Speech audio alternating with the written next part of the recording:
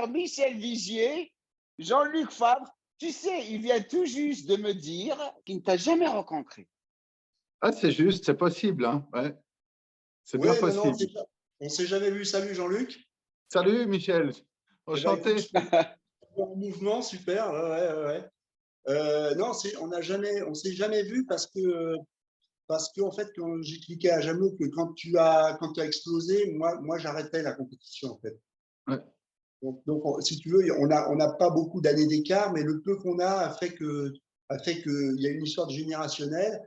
Et la plupart des athlètes des années 90, bah, je ne les ai pas connus, quoi. Ou alors Ouais. certains qui faisaient déjà de la compétition, mais qui continuaient. Tu vois. Ouais. Et voilà. Bah, écoute, enchanté alors. Hein. Ben oui, enchanté. Avec plaisir. C'est évident que j'avais beaucoup entendu parler de toi, et notamment la première fois où j'ai entendu parler de toi, c'était par Jean Texier. C'était un ami. Ouais. Jean était un ami parce qu'il avait même ouvert une salle qu'il n'a pas tenu longtemps. Il m'avait pris comme prof. Et je me souviens, la première fois qu'il m'a parlé de toi à Paris, c'était là et tu étais un phénomène, quoi. Il t'appréciait bien, hein, Jean. Ouais. Voilà. Non, on l'avait invité plusieurs fois en Suisse pour faire des séminaires ou comme ça. Et D'accord. puis, quand il a vu que j'avais déjà fait des compétitions à l'âge de 17 ans et que j'ai fait chaque année, en fait, jusqu'à la fin, il était impressionné par mon évolution.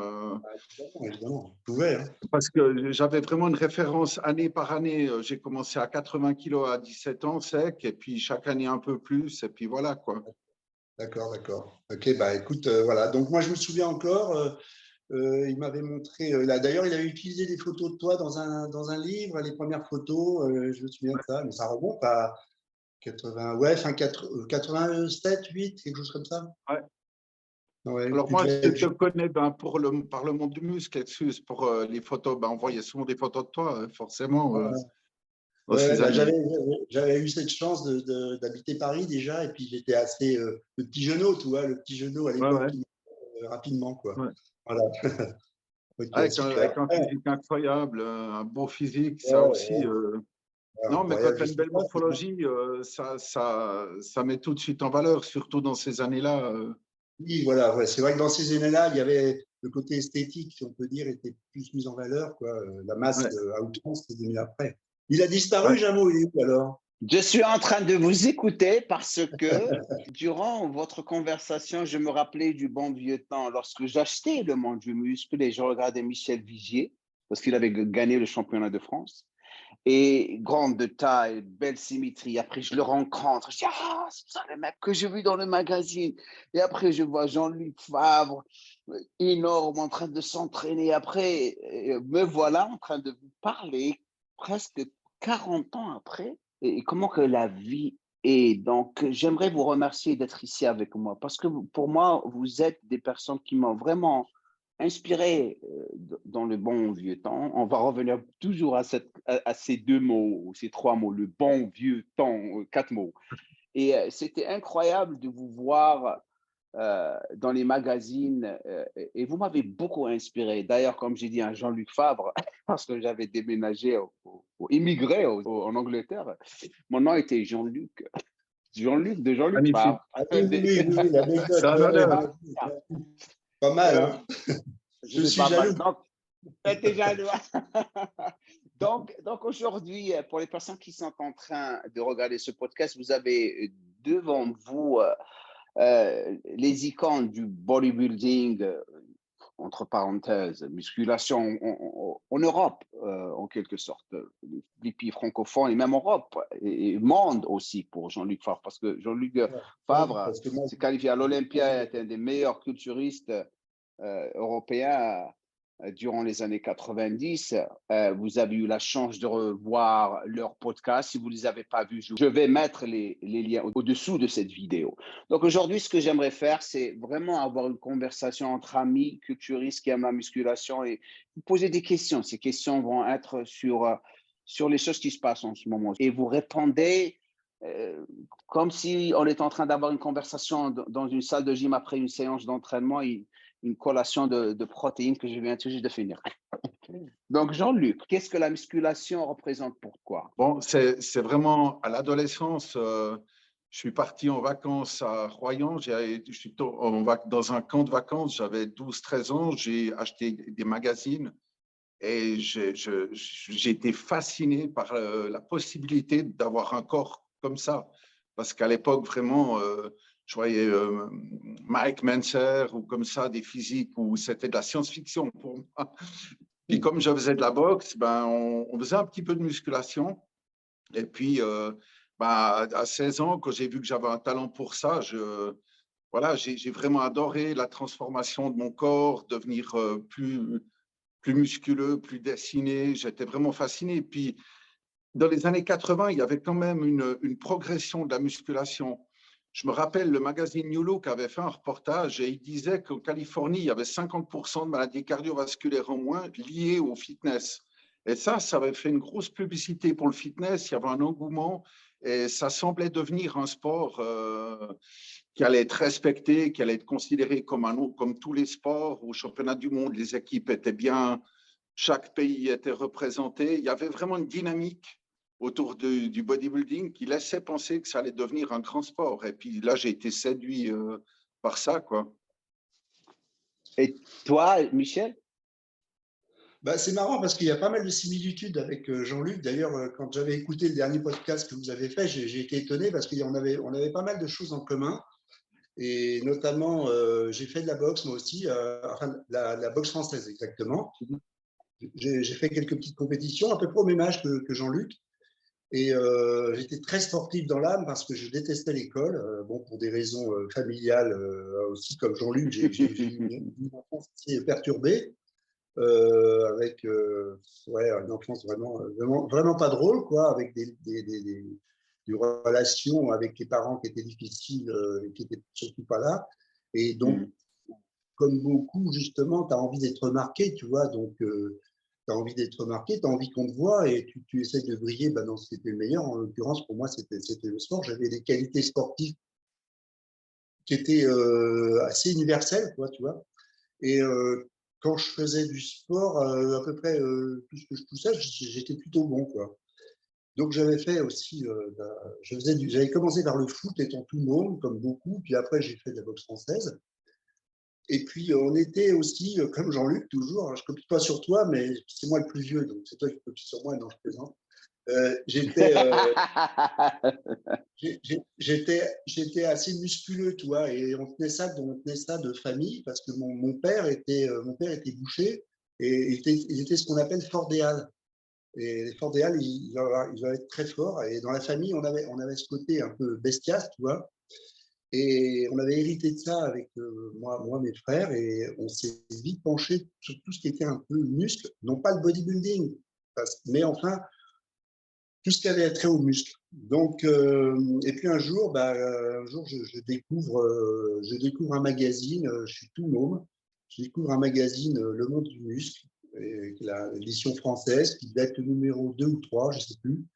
Et il y avait Arnold, il y avait Robbie Robinson. Et là, je vois ça, et là, je tombe des nues, et je comprends d'un seul coup que c'est ça que je vais faire, et que ça va être je vais essayer de briller dans ce sport. C'est comme ça que ça a commencé. Voilà, et pareil, j'ai vite réagi aux premiers petits entraînements que je faisais à la maison. Il faut dire que j'ai commencé avec Marcel Rouet, je ne pense pas que ça te parle, mais Marcel Rouet, c'est un athlète des années 30, tu vois. Donc ça remonte vraiment, c'est vraiment la culture physique, quoi. C'est pas même pas le culturisme, c'est vraiment la culture physique. Voilà comment j'ai commencé. Voilà. Et tu t'es entraîné avec Arnold, d'après ce que tu m'avais dit. Tout à fait, tout à fait. J'ai eu cette chance incroyable, c'est qu'en 1980, là j'avais déjà quelques petites années d'entraînement, j'avais 18 ans. J'allais dans un club, j'avais sélectionné un club à Paris, parce qu'évidemment, toutes les grandes chaînes n'existaient pas, hein, c'était que des petits clubs qui se tiraient la bourre avec des athlètes connus. En l'occurrence, moi, j'allais donc au Praxitèle, c'était un club tenu par Pierre Mazereau. Pierre Mazereau était une figure dans le milieu parce que c'est un photographe qui a pris toutes les stars du bodybuilding en photo, et ces photos sont très connues. D'ailleurs, je suis sûr que tu connais les photos d'Arnold sans savoir que c'est lui qui les a prises, tu vois, Pierre Mazereau.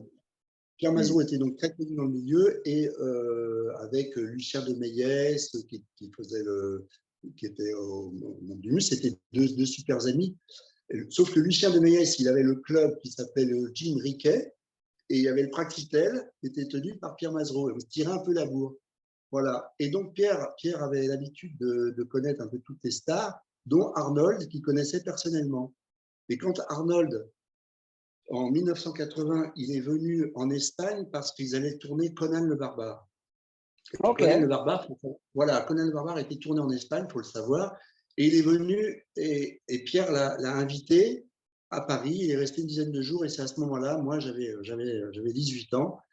J'étais à l'armée, mais comme j'avais été pistonné, j'étais à Paris et j'ai eu la chance de pouvoir, pendant 8 jours, partager des entraînements. Mais Passer du temps avec lui. quand je dis partager, c'est vraiment partager parce que c'était une toute petite salle. C'était un truc qui devait faire 200 mètres carrés, tu vois. Et donc, voilà, on s'est entraîné ensemble. Et pour moi, évidemment, c'était le Dieu vivant était là, quoi, hein, forcément. Voilà. Et il n'avait jamais pris des photos avec toi et lui durant la séance? Non, tu sais, malheureusement, le portable n'existait pas. Crois-moi que si ça avait été le cas, je Ouais, t'aurais. Ouais, bien sûr. Ouais. ouais, et puis j'avais un défaut, moi, que j'ai toujours. Je vis beaucoup dans le moment présent. Et j'ai eu pas mal de. J'ai côtoyé pas mal de gens assez connus dans ma vie, grâce au bodybuilding. Et j'ai jamais fait de photos. Et c'est bien dommage parce que j'aurais un tas de souvenirs. Parce que je m'en foutais sur le moment, tu vois. Et donc, j'ai pas de souvenir de ça et c'est vraiment con parce que les frères Menzer sont venus au Praxitèle, tu vois, j'y étais, les frères Menzer, Zayn, Kalman Skalak, que des pointures, ils sont venus là-bas. Et je les ai vus de mes yeux et dans cette toute petite salle. Et voilà, si j'avais eu des photos de ça, ça serait formidable, mais j'en ai pas. Ça serait super. Et Jean-Luc, tu l'as déjà rencontré, Arnold, ou jamais? Si, je crois que tu Non, l'as non. rencontré. Non, quand j'étais à Los Angeles pendant un mois, je n'ai pas eu la volonté, j'étais en décalage horaire et lui, il s'entraînait trop tôt pour moi. Mais il y a un truc intéressant que je veux dire. Tu sais, je dis des fois aux jeunes qu'il y a dans la salle qui se filment à chaque entraînement ou qui font des photos chaque jour. Moi, j'ai des compétitions que j'ai faites, des championnats internationaux où j'ai aucune photo. Parce que c'est vrai qu'à l'époque, on avait moins cette idée de faire des photos. Je me suis entraîné avec des gars, des champions, où il m'est même pas venu à l'idée de faire une photo avec eux comme ça. À l'époque, ça se faisait pas tellement. On vivait le truc, mais on était moins dans l'idée d'avoir des archives comme ça. Mais maintenant, toi, tu vois, certains, ils s'entraînent plus sans faire une photo ou un film, quoi. Mais à l'époque, ce n'était pas du tout le cas. Enfin bon. Ouais, je comprends parce que moi, j'ai eu la chance d'avoir une petite caméra portable lorsque j'avais pris les photos avec Michel Vigier et Léonard Sorin. C'est pour ça que j'ai ces photos. Mais il y a eu beaucoup d'occasions où j'avais aimé avoir un portable avec moi pour prendre des photos qui étaient très, très spéciales. Mais comme vous, j'ai pas vraiment fait attention à ces moments parce que pour moi, c'était comme Jean-Luc avait dit, c'était le moment, je vivais le moment. Pour moi, la photo n'était pas aussi importante parce qu'on est tellement dedans, on est tellement en train d'apprécier le moment qu'on oublie les photos. Et je crois que c'est à cause de ça. Si on avait les appareils comme maintenant, on serait comme eux. On sera les mêmes. On sera les mêmes. Mais ça nous manque cruellement, hein. Moi, franchement, même de compétition, comme tu dis, Jean-Luc, moi, je regrette vraiment parce qu'il y a quand même beaucoup de compétitions où j'ai des photos très merdiques, voire pas du tout. Et c'est quand même bien dommage. Avec le recul, on se dit, c'est dommage, quoi. Parce que je rebalance toujours à peu près les mêmes, mais malheureusement, j'en ai peu, surtout que j'ai quand même fait 10 ans de compétition, ce qui fait quand même pas mal de compètes, mais même si ce n'était pas des grosses compétitions, évidemment, mais voilà, j'en ai pas des masses, en fait, tant que ça. J'en ai pas tant que ça. Tu sais, le gars le plus intelligent était Samir Banout. Mais Samir Banout, il a des photos de toutes les choses qu'il a fait. Ouais. J'étais en train de lui parler et il m'a dit, parce que lui, il parle comme ça. Jam, I have more, my brother. I will show you. Il me dit, j'en ai tellement. Je vais te montrer, tu vas voir. J'ai pas encore fini. Je vais les scanner toutes. Pourquoi? Parce que Samir, il était très, très malin. Vous savez très bien, lorsque tu fais des photos avec Wader ou n'importe quel photographe américain, tu n'as pas le droit d'avoir les films. Ça appartient au magazine. Le magazine te donnera 4 ou 5, max 10 photos. Samir, Tout le temps. Il prend tout le rouleau des photos du photographe. Et il avait ce deal avec tous les photographes. Tu veux me filmer? Tu me donnes tout le rouleau du shoot lorsqu'on finira. Sinon, pas de photos. Et les photographes, OK, OK, OK. C'est pour ça qu'il a des photos comme pas possible. Voilà. Et il est comme les Japonais, il adore les photos. Les Japonais, vous Voilà. n'avez pas remarqué? Tout le temps. Voilà. Ils ont raison. Et je l'avais remarqué parce que je m'étais posé la question sur Banout, parce que je l'ai comme ami sur Facebook, et j'avais vu, en effet, je me dis, mais c'est incroyable le nombre de photos. Plus incroyable. Oui, oui, oui, il en a beaucoup plus que la plupart des autres culturistes. Hein, là, mais... Il est très gentil, hein, Samir. Moi, quand j'ai fait Olympia, j'ai un bon Super souvenir. gentil. Quand j'étais derrière la scène, après, en fin de compétition, puis il me dit, ça va? Puis je dis, ouais, je suis un peu déçu. Puis il me dit, hey, hey, comment tu t'appelles? Je dis, Jean-Luc. Jean-Luc, à quel âge? Parce qu'il voyait que j'étais assez jeune, tu vois. Je dis, ah, ben, j'ai là 25 ans. Mais 25 ans, tu es à Olympia et tu crois que tu peux arriver le premier jour et puis tout gagner comme Ouais. ça. Non, non, il faut du temps, il faut du travail. Il m'a dit, continue. Là, il a été vraiment très gentil, quoi. Et gentil comme pas possible. Et son plus grand problème, Samir, c'est que il aime tellement le bodybuilding. Il n'est pas dans son sang. Il est dans ses os, sérieusement. Mais lorsque il commence à rentrer dedans, il se perd. Sa passion, elle est stéroïdée. Sa passion pour le bodybuilding, elle est stéroïdée. Et lorsque tu lui parles, du moment où tu le rencontres, c'est bodybuilding et sa passion pour faire les choses. D'ailleurs, cette passion, elle s'est changée en quelque chose qui lui a fait plus de mal que de bien. C'est pour ça qu'il a perdu l'Olympiade, c'est pour ça qu'il était trop dedans. Ce qui me ramène à la prochaine question que j'aimerais vous poser. Michel, qu'est-ce qui te fait réveiller chaque matin pour aller t'entraîner? Quelle est la raison? Pourquoi tu aimes te réveiller chaque matin pour aller t'entraîner? Tu sais, justement, je me pose même pas la question. C'est un peu comme un automate. Hein. Je prépare mes affaires comme si c'était un passage obligatoire. Je suis pas en train de me... Ça m'arrive de temps en temps de me dire pourquoi tu fais ça encore, nana, tu vois. Et je me dis, mais pourquoi? Pourquoi pas, justement? Pourquoi pas? Puisque tu es capable de le faire. Parce que d'arrêter, qu'est-ce que ça va t'amener? Tu risques de dépérir, d'être moins bien dans ta peau, de voir un physique qui va plus être le même, forcément. Mais en fait, non, justement, je me pose pas vraiment la question.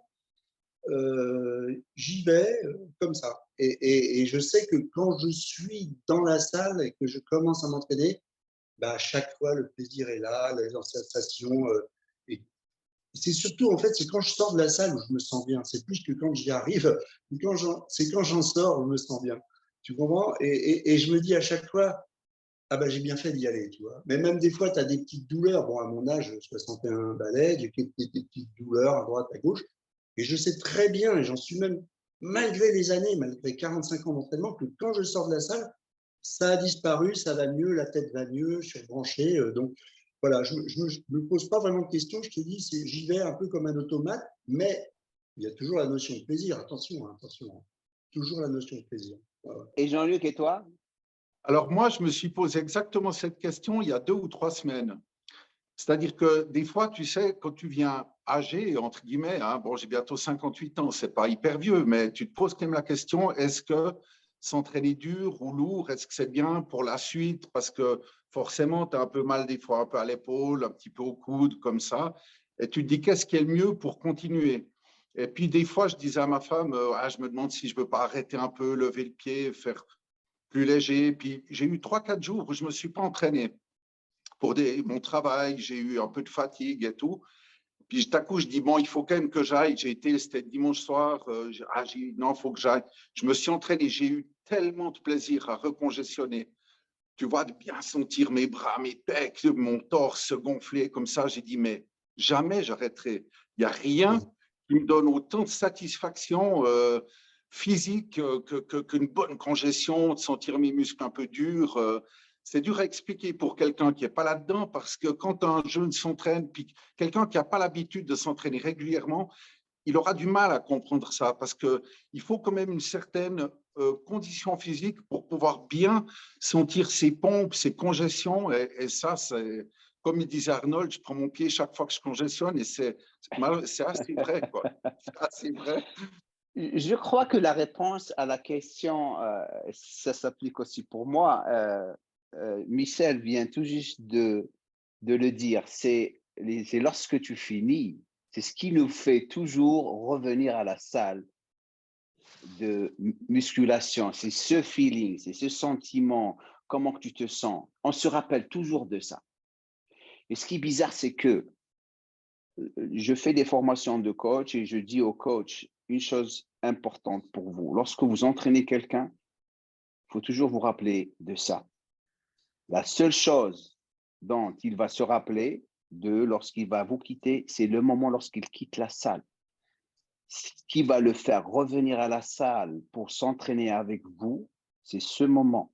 Si vous gâchez ce moment pour lui, il ne va jamais revenir. Vous allez le perdre en tant que client. Et je crois que c'est la même chose pour nous. C'est cette congestion. C'est pour ça que cette congestion, ce moment, la tonicité de vos muscles, que vous êtes dans votre propre monde.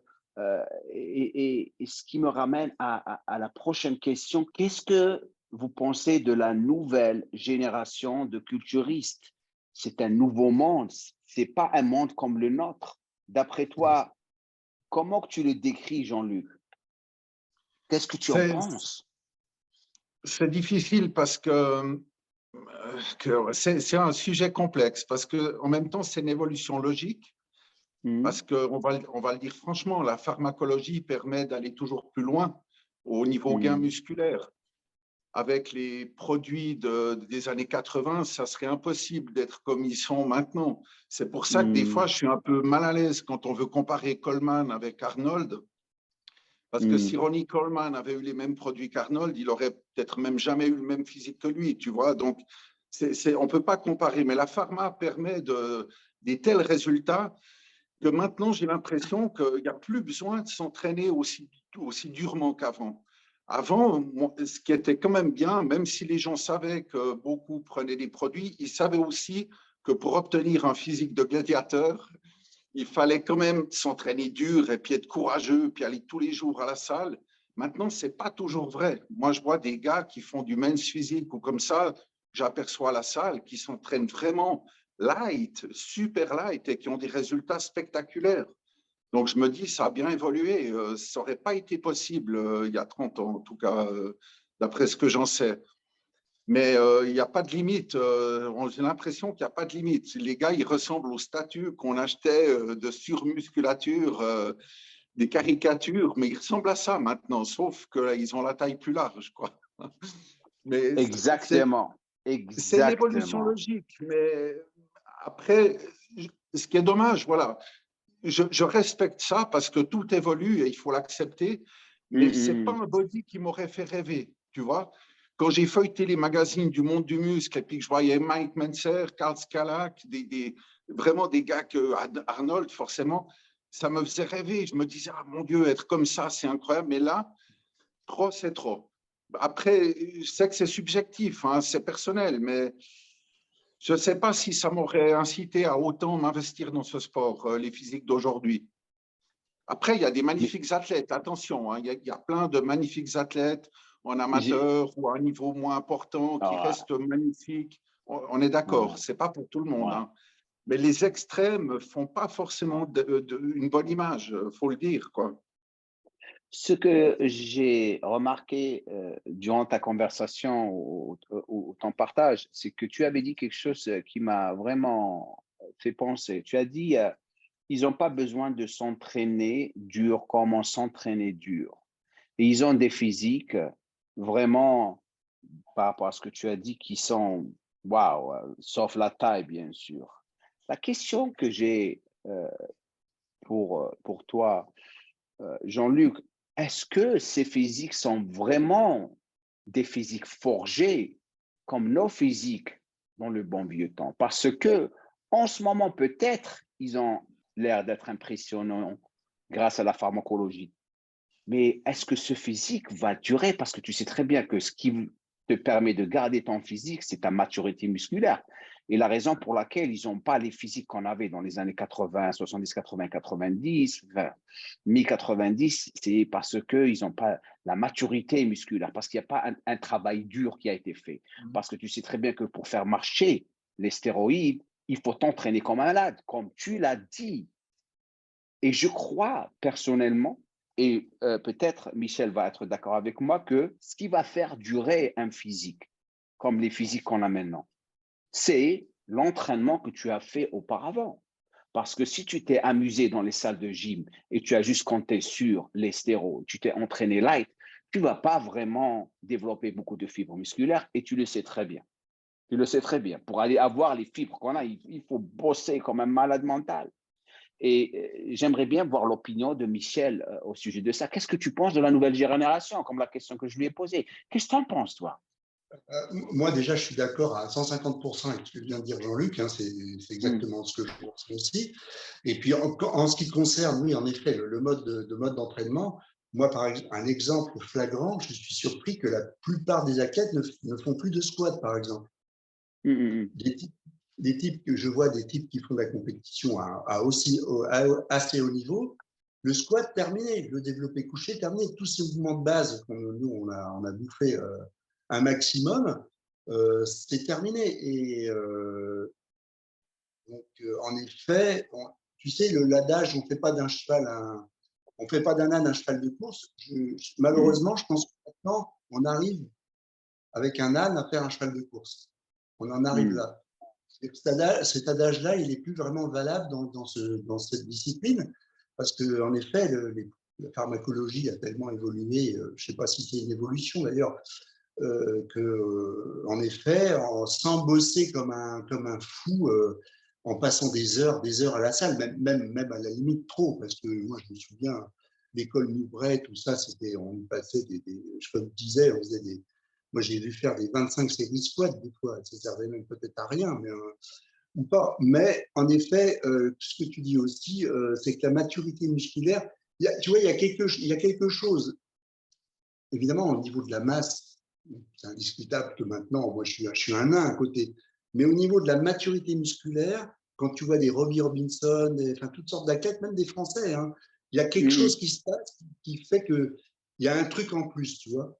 Et là, on a beau avoir toute la masse qu'on veut, mais au niveau esthétique, visuel, ça remplacera jamais, jamais.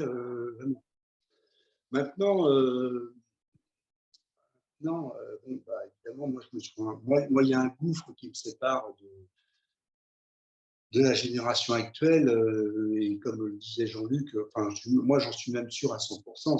Si je feuilletais un magazine maintenant en ayant 15 ans, je suis sûr que je n'aurais pas forcément envie de ressembler à ça. Tu vois, j'aimais bien le côté un peu justement super-héros, tu vois. Et puis en même temps, la désinvolture accompagnée de la désinvolture qu'il y avait dans les années 70-80. Le côté cool, tu vois. C'était pas le côté agressif. Ce qui me gêne aussi beaucoup maintenant, c'est qu'il y a un côté très agressif maintenant. Tu vois, ce côté cool, il a disparu des années 70. Et on le ressent aussi dans le discours, dans la manière de poser, dans tout ça. Donc moi, j'accroche pas. Et évidemment, je ne veux pas cracher dans la soupe, mais il y a un côté mécanique, tu vois, même quand, je suis même étonné d'ailleurs le jugement que portent les athlètes maintenant entre eux. Il y a quelque chose de mécanique. Il n'y a pas le côté esthétique, tu vois. Il a pratiquement disparu. Disparu complètement. Tu as raison, oui. Ouais, ouais. Même les juges ne savent même pas ce qu'ils veulent. Même les juges ne savent même pas ce qu'ils veulent parce que… Alors, je me demande sur quels critères, comment ils arrivent à… Et moi, je suis dépassé, alors tant pis, je suis peut-être, je suis dans un autre temps, mais c'est comme ça, j'ai plus de sensibilité à regarder des athlètes à présent. Et puis alors surtout, j'ai l'impression qu'ils se ressemblent tous, quoi. Tu vois, quand tu mets un plateau des années 80, c'est formidable parce que tu as un Platz qui a des cuisses énormes, mais qui a un buste, c'est pas ça. Tu as Wilcoch qui a des bras formidables, qui ressemble à une statue grecque, mais qui manque de… Tu vois, il y avait des différences parce que justement, il n'y avait pas la chimie qui faisait que d'un seul coup, tout le monde se ressemble. Je vais donner un exemple. Bon, le fils d'Abrada, n'a rien à voir avec son père. Tu vois, son père, autant C'est la folie, vous avez vu? Non, non, Mais mais c'est bien la sûr. folie. Non, mais, et Hunter, il ressemble à tous les autres culturistes, mais il n'a aucun rapport avec son père, quoi. Et d'ailleurs, c'est marrant parce que j'ai vu la semaine dernière Bernard Lambert. Je crois que Jean-Luc le connaît peut-être, Bernard, qui était l'entraîneur, mon entraîneur et celui de Ben Fato, entre autres, et de toute autre raquette. Et il me disait, mais je ne comprends même pas comment son père a accepté de mettre la vie de son fils en danger comme ça, quoi. C'est assez curieux. Ouais. Et là, ça me dépasse, quoi. Et enfin, en tout cas, je n'adhère pas du tout. En un mot, je n'adhère pas. Ce Et tu nouveau. sais, je vais encore évoquer un truc par rapport à ça qui me touche aussi, c'est que moi, je me rappelle quand j'étais jeune, j'avais 17 ans, on avait beaucoup d'athlètes, spécialement de chez Nubret, qui venaient s'entraîner à Lausanne, en Suisse. Et moi, j'étais toujours aussi admiratif d'une chose qui m'a fait aimer ce sport, c'est qu'ils s'entraînaient comme des sportifs. Il y avait une dynamique à l'entraînement. Je voyais les gars à Nubret, mais ils étaient increvables, ils s'entraînaient dur, ils enchaînaient les séries. Maintenant, tu as l'impression que les mecs, c'est, pour être péjoratif, des bœufs, quoi. On dirait qu'à chaque série, même quand ils font une petite poulie sur un bras comme ça, après, ils sont morts, ils n'arrivent plus à respirer, ils sont en train d'agoniser. Tu regardes les vidéos de stimulation à l'entraînement des années 80, Gaspari, etc., tu vois de la dynamique à l'entraînement. Maintenant, tu vois les vidéos qu'on appelle motivation. Tu vois les gars, en fait, ils passent leur temps appuyés sur des machines à vite boire et ils respirent. On dirait qu'ils sont en train qu'il faut du Ventolin parce qu'ils n'arrivent plus à respirer. Qu'est-ce que c'est que ça? Moi, quand je Ouais, ouais. m'entraîne, c'est du sport. Moi, je fais 50 secondes de repos, j'enchaîne mes séries encore maintenant. Quand je les vois avec leurs 2-3 minutes et qui sont au bout de leur vie à chaque série, je me dis, mais il est où le côté sportif, quoi? Ils font comme les powerlifters à l'époque, au moment où ils prenaient des charges énormes. Je sais pas, d'un point de vue sportif, je ne retrouve pas cette dynamique qu'on avait. Et puis aussi, quand tu les vois se déplacer ou comme ça me fait penser la première fois que j'ai vu des Japonais qui faisaient du sumo. Tu sais, ils se déplaçaient péniblement comme ça, ils balançaient le corps, ils n'arrivaient pas. Moi, les grands Ouais. athlètes que j'ai vus, quand je les voyais habillés, ça se voyait assez peu. Quand Berry Demey, il est venu à Genève, il est habillé comme ça, c'était le Golden Boy, quoi. Il enlève son t-shirt, était waouh. Puis voilà, Gary Stridor, quand il Ouais. marchait dans la rue, il était beau, Ouais. tu vois, je veux dire. Il était balèze, mais il était énergique, il était beau. Maintenant, tu as l'impression que les gars, ils traînent un poids comme ça. Et ça, je trouve. Après, c'est le niveau qui veut ça. C'est comme ça. Ils n'ont peut-être pas le choix. Je comprends ça. Mais d'un point de vue image, pour quelqu'un de novice, il faut comprendre que c'est difficile à intégrer, quoi. C'est marrant ce que Le tu dis. problème. Oui, vas-y, vas-y. C'est marrant parce que j'ai accueilli pas mal d'athlètes de haut niveau quand je travaillais au VEDER, quand je faisais la réception. Et ce que tu dis, d'ailleurs, je ressors souvent à certains parce que maintenant, tu vois, comme tu dis, les mecs, on a l'impression qu'ils se traînent. Je me souviens avoir accueilli, entre autres, Tom Platz avec les cuisses qu'il avait. Il marchait quasi normalement, quoi. Il était normal, le type. Hein. Et pareil pour Gaspari et autres consorts qui sont venus là-bas. Ouais, ouais, non, mais, ouais, non, mais je te dis, toi, c'est le côté un peu pas provoque, mais démesuré, quoi. Alors, on est démesuré dans tout, d'un seul coup. Tout est démesuré. Toi, tu as fait ça, je vais en faire plus encore. Tu vois. Enfin, bref, je t'ai coupé Moi, la parole. moi, je crois que la raison pour laquelle ils sont comme ça, c'est à cause de ça. Et vous allez être d'accord avec moi. Tu sais, les gens copient. Vous avez des leaders et vous avez des followers. OK? On est d'accord. Maintenant, vous vous rappelez la personne qui voulait toujours de l'attention. Et je le connais personnellement. J'ai passé beaucoup de temps avec lui. C'est Flex Wheeler. D'ailleurs, je crois, une des raisons qui a poussé tous ces culturistes à devenir tout le temps en train de prendre leur temps, en train de vraiment être essoufflés dans leur coin. Flex avait commencé cette folie parce que lorsque tu le vois dans son moment, regardez-moi, je suis en train de souffrir, la caméra.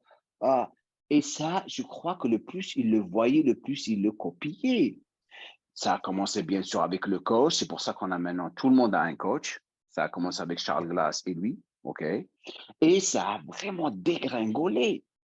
Parce que comme Jean-Luc l'avait dit, un athlète ou un culturiste doit être un professionnel du point de vue comportement, du point de vue entraînement, du point de vue physique, du point de vue apparition.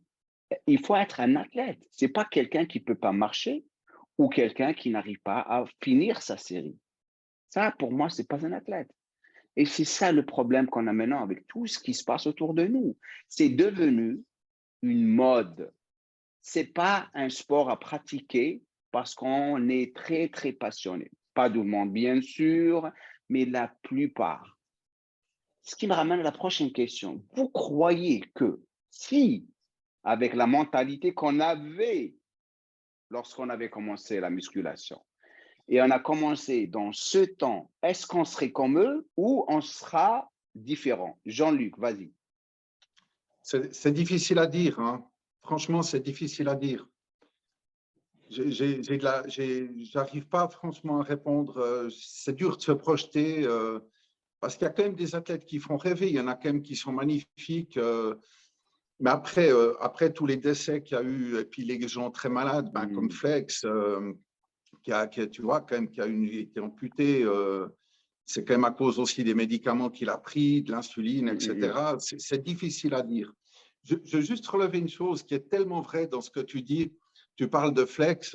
Moi, la première fois que j'ai vu cette attitude de fatigue chez les bodybuilders, c'est Flex quand il a fait, je crois que c'était la nuit des champions dans les années 2000, je ne suis pas sûr que c'est la nuit. J'ai vu quand ils ont dû faire le pass-down, tu vois. Au pass-down, nous, les athlètes, ils étaient assez déchaînés, tu vois, dynamiques, tac. Et là, j'avais vu un pass-down où Flex, il avait l'air, il faisait une pause et il lui fallait respirer. Il avait de la peine à enchaîner. Et là, je me suis dit, ouf, il y a un changement. Il y a un changement, c'est bizarre. Voilà, pour confirmer vraiment ce que tu dis, c'était là que ça a commencé. Je le vois tout le temps autour de moi parce que maintenant, la plupart copient les autres. Ils font les mêmes actions, les mêmes réactions, le même comportement. Et ce qui me ramène à la prochaine question qui est, pourquoi, d'après vous, on se retrouve dans un monde de musculation qui commence à vraiment, je trouve même pas le mot pour le décrire.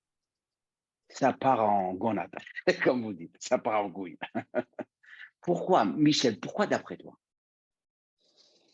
Difficile de répondre. Pourquoi? Tu sais, c'est comme dans beaucoup d'autres secteurs, hein. Il y a plein de choses qui partent en live, hein, comme on dit, hein. On est dans l'excès dans plein de domaines, il faut le savoir. Donc, pourquoi pas dans le bodybuilding, hein. L'excès de l'ego, l'excès du surmoi, l'excès de… bon, il faut quand même avouer une chose, c'est quand même une discipline qui a ramené toujours des gens qui avaient des problèmes d'ego. Pas tous. D'ailleurs, les plus grands champions n'ont pas ce problème-là en principe. Ils l'ont plutôt en retrait, ils n'ont pas besoin de se montrer à outrance. Maintenant, donc, il y a ça. Et puis, les réseaux sociaux ont dû favoriser ça, je pense aussi. Évidemment, le fait de pouvoir, comme tu dis, se prendre en photo, de se mettre constamment en avant. Bon, je ne crache pas dans la soupe parce que moi, je m'en sers aussi, les réseaux sociaux. Je trouve ça plutôt sympa. Mais je crois que c'est ça. Et puis, tu sais, on s'habitue à tout. Tu sais, quand tu voyais Arnold dans les années 70, les gens disaient « Ah, mais c'est fou, c'est un truc de dingue, mais comment on peut être comme ça? C'est terrible. » Et puis, on s'est habitué. Et puis maintenant, on s'habitue à des monstres. Et petit à petit, on a des paliers de plus en plus haut auxquels l'œil s'habitue. Et voilà. Et puis, si on n'a pas le recul pour voir que ça part en couille, excuse-moi, pour se dire, allez, il faut ouvrir les yeux, quoi. Puis tu sais, même le renversement des valeurs, parce que maintenant, dans plein de domaines, tout ce qu'on jugeait pas bon, maintenant, c'est mis en avant.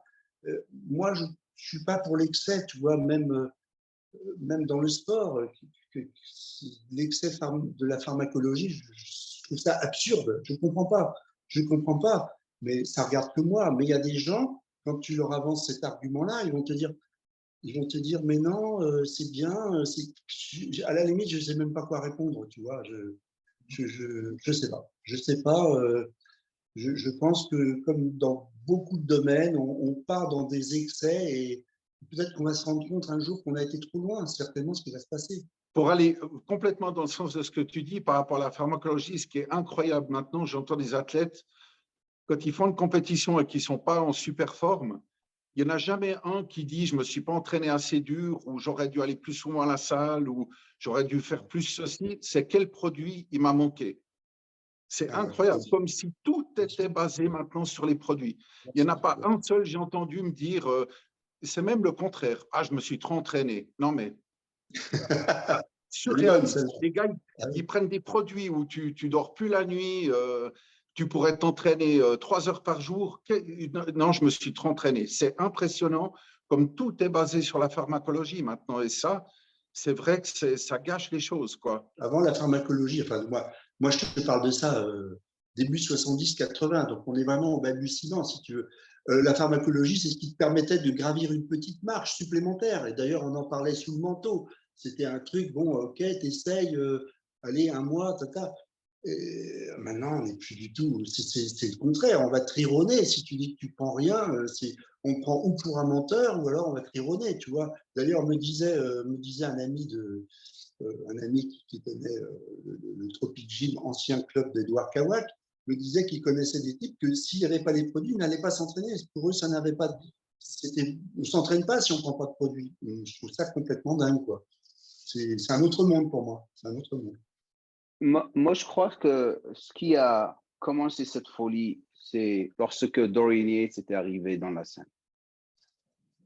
Et Dorian était tellement motivé pour réussir et tellement focalisé sur sa mission pour devenir Monsieur Olympia, il a sacrifié sa vie. Il a sacrifié tout. Il s'est entraîné comme un malade mental 365 jours de l'année. Je le connais très, très bien. Lorsqu'il était arrivé avec la condition et le physique qu'il avait, la plupart des athlètes blâmaient tout dans les stéroïdes, alors que ce n'était pas le cas. Certes, on a besoin de stéroïdes et de pharmacologie en quelque sorte, mais pas au point où les gens pensent. Parce que si j'avais à refaire tout, et je reviendrais en arrière, malgré que je n'avais pas trop consommé de stéroïdes, j'aurais fait le boulot avec la moitié des stéroïdes. Et je vais vous dire pourquoi. Parce que ce que Jean-Luc avait dit est la chose la plus importante. C'est l'entraînement qui fait marcher les stéroïdes. Ce n'est pas les stéroïdes qui vont faire marcher l'entraînement et avoir le physique. Maintenant, arrive Dorian. Lorsqu'il ne pouvait pas le toucher, la raison pour laquelle il est comme ça, parce qu'il est en train de consommer plus que nous. On va y aller. Et bien sûr, l'abus a commencé avec Nasser El-Soumbati et avec tout le monde. Tout le monde était en train de consommer encore plus. Et pour vraiment confirmer ça encore plus, la génétique joue un très grand rôle dans la consommation des stéroïdes. Il y a des personnes qui réagissent plus rapidement que d'autres, comme vous le savez, les gars. La deuxième des choses, si on prend le cas de Ronnie Coleman, Ronnie, au début, il n'avait pas, enfin, je crois qu'il avait gagné le monsieur naturellement, je le crois vraiment, ok. Et après, il a commencé à consommer des stéroïdes par rapport à ce qu'il pouvait se permettre. Mais malgré ça, avec le peu qu'il consommait, il avait des résultats incroyables. Lorsqu'il avait commencé à consommer encore plus, après avoir gagné la Nuit des Champions, si vous avez remarqué, il avait parlé à Kevin Vroon, et c'est là où il a explosé encore plus. Mais il faisait travailler les stéroïdes, pas laisser les stéroïdes le faire travailler par rapport à son entraînement. Parce que si vous remarquez Ronnie, c'était un monstre dans les entraînements. Le mec s'entraînait comme pas possible, au point où il est devenu ce qu'il est devenu en ce moment, en quelque sorte handicapé complètement. Et c'est ça la chose qui est restée dans la tête des gens parce qu'ils ont peur, vraiment peur de faire le travail dans la salle de gym. On va plus focaliser sur combien de milligrammes on doit s'injecter pour avoir les résultats des autres personnes, en croyant que c'est comme ça que les autres personnes ont eu le résultat. Du toujours plus, quoi. Exactement. J'ai une chose que je leur dis souvent. quand les jeunes, ils veulent, quand il y a quelqu'un qui me pose une question, je leur dis, les stéroïdes te permettent d'assimiler plus de protéines pour régénérer tes muscles qui sont cassés par l'entraînement. C'est une image, hein. C'est plus compliqué, mais c'est une image. Et si tu veux, il y a deux phénomènes quand tu prends des stéroïdes. C'est que les stéroïdes augmentent la quantité d'eau intracellulaire, c'est-à-dire que ça te gonfle un peu tes muscles. Et quand tu prends des stéroïdes, tu assimiles plus de protéines. Donc, si tu t'entraînes plus dur ou plus, tu as plus de protéines disponibles pour régénérer tes muscles. C'est pour ça que tu récupères plus vite, tu construis plus facilement du muscle. C'est un effet anabolisant. Mais cette rétention d'eau musculaire, plus tu prends, plus elle est importante, comme le sodium pour l'eau sous-cutanée. Exactement. Et René Janvier me disait une chose, c'est qu'il me disait, par exemple, quand tu es hors saison, ne prends pas beaucoup de stéroïdes parce que la dose efficace pour construire du muscle, elle est assez basse. Si tu prends beaucoup de stéroïdes, tu vas avoir beaucoup d'eau dans tes muscles et très vite, tu vas avoir la sensation que tu t'entraînes dur parce que tout de suite, tu gonfles, tout de suite, tu sens tes muscles. Avec peu de travail, tu vas avoir l'impression que tes muscles ils sont énormes. Mais justement, ça va t'endormir parce que tu ne vas plus chercher cette cassure musculaire à l'entraînement dur qui va faire que tu as besoin de te régénérer, justement, de reconstruire derrière. Donc, il me disait, avant les compétitions, quand tu es en catabolisme complet pour avoir un bon rebond avant la compétition, là, je prenais un peu plus, il me disait. Mais hors saison, moi, prends le moins possible. Construis tes muscles avec l'entraînement, pas avec du gonflage, de la rétention d'eau qui va te donner l'illusion d'avoir gagné du poids. Et combien de bodybuilders au fitness, ils sont énormes, ils se disent, ah, cette année, je vais tout casser parce qu'ils sont surgonflés. Et quand ils doivent sécher, ben, ils s'aperçoivent que c'est plus compliqué que prévu, quoi. Et les stéroïdes, comme il disait Michel, au début, c'était juste avant les compétitions. Et nous, moi, je me rappelle, quand tu prenais pendant 6 semaines avant une compétition, tu disais, il faut arrêter au moins 2 fois le temps que tu as pris pour que ton corps il récupère. Maintenant, arrêter, ça n'existe plus. Parce qu'ils ont tellement compté sur cette rétention d'eau que s'ils arrêtent, ils perdent tout. Mais justement, c'est là que si tu arrêtes et que 2 mois après, tu as tout perdu, ça montre bien que tu n'as rien construit. Donc, tu ne t'es pas entraîné assez dur. C'est exactement. Ça. C'est ça le secret. Consommer moins. C'est exactement ça. C'est pour ça que vraiment, maintenant que je suis passé par tout ça, je crois que le secret pour vraiment construire du muscle, c'est de prendre moins. Parce que c'est la récupération qui va te permettre de gagner plus. Et et c'est pour ça que les corps ils sont partout gonflés. Et comme tu as dit, quand par exemple, on va parler ça dans pas longtemps, des champions qui sont en train d'arriver en ce moment, que certains, lorsqu'il est seul, il est énorme, il va gagner, il va cartonner 2 semaines avant la compète arrive, il perd tout. Maintenant, la question que j'ai pour vous deux, est-ce que vous suivez le monde de bodybuilding en ce moment? Est-ce que oui, vous êtes juste, vous regardez de temps en temps, vous le suivez complètement ou rien? Non. Pour ma part, non. Moi, je suis vraiment détaché, je regarde comme ça. Et Jean-Luc aussi? Ouais, moins, beaucoup moins. Beaucoup moins. Non, mais vous connaissez certains athlètes comme Big Ramy qui vient de juste, vous le connaissez.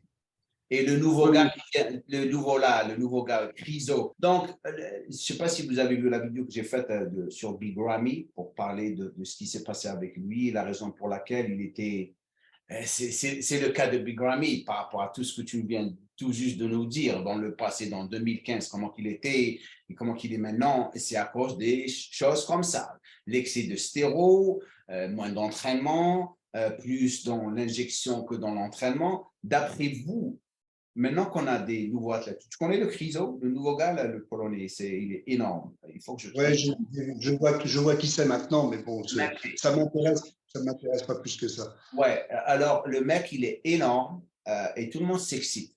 Tout le monde est en train de s'exciter comme quoi qu'il va gagner le Monsieur Olympia. C'est le prochain Monsieur Olympia. Qu'est-ce que vous en pensez? Michel, lorsque tu le vois, hein? Tu sais, c'est difficile encore une fois pour moi de répondre parce que j'ai vraiment l'impression d'être un papy, moi, tu vois, là, moi, je suis un nain, moi, à côté de ces types-là, et il y a un tel fossé qui me sépare de ce que j'ai pu connaître, comme les athlètes des années 80, même dans les meilleurs. Bon, moi, je suis resté à un niveau national, un petit international, donc j'ai encore… Mais tu as une opinion, mais ton opinion compte parce que tu vois les choses que beaucoup de personnes ne voient pas. Je suis désolé, tu n'es pas un nain. Tu as de l'expérience.